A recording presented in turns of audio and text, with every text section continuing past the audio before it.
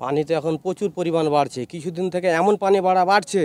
এখন আমি বর্তমান দাঁড়িয়ে আছি পদ্মার কান্দাতে, একবারে বুলাকের উপরে দাঁড়িয়ে আছি। বুলাক উমড়ে বাড়ি ঘর পায়খানা, মানুষের এমন বেলিল্লা হয়েছে পায়খানা করারও জায়গা নেই, এরকম পরিস্থিতি। গরু বাছুর মুরগি হাঁস বতকলে মানুষ বেলিল্লা হয়ে গেছে, আপনার বেজ্জত হয়ে গেছে।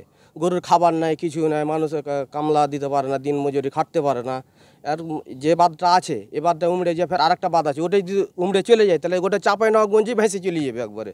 মানে এমন ভয়াবহ অবস্থা, মানুষ প্রচুর ক্ষতি মুখের ওপর আছে, পুরো চূড়ান্ত ঝুঁকির ভিতরে আছে মানুষ। এই যে আমরা বন্যা যে বানিয়ে বৃদ্ধি হচ্ছে, আস্তে আস্তে একের পর এক বিপর্যয়ের মধ্যে আমরা পড়ছি। বন্যা যদি এরকম বাড়তি থাকে বা ফারাক্কা বাঁধের কোনো নিয়ন্ত্রণ না আনে, তাহলে আমরা একের পর এক ক্ষতিগ্রস্ত হতে থাকছি। নদীর ভাঙ্গন, অনেক মানুষের ধান ডুবে গেছে, কৃষি ক্ষেত, আপনার অনেকগুলো ধান ডুবে হয়েছে, বাড়িঘর তলে যাচ্ছে ফারাক্কার পানি ছাড়ার জন্য। আমার মনে হয় যে এই যে যদি ফারাক্কা ব্রিজের পানি নিয়ন্ত্রণ না আনে, তাহলে আমরা ভয়াবহের মধ্যে আমরা পড়ে আছি। আমাদের প্রতিটা এলাকাবাসীর ঘুম হারাম হয়ে যাচ্ছে।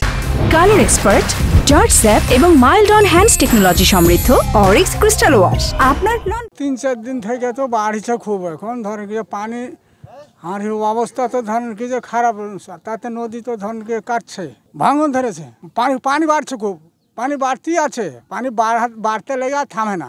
এখন ধর কি সমস্যা খুব খারাপ, এখন ধর কি যে চলছে। পানি গত প্রায় 3 দিন থেকে পানি বাড়তি আছে, এখনও বেড়ে যাচ্ছে। আমাদের এভাবে যদি পানি বাড়তে থাকে, কিছু কিছু আমাদের ধানি জমি এবং ভুট্টা ক্ষেত ডুবে গেছে।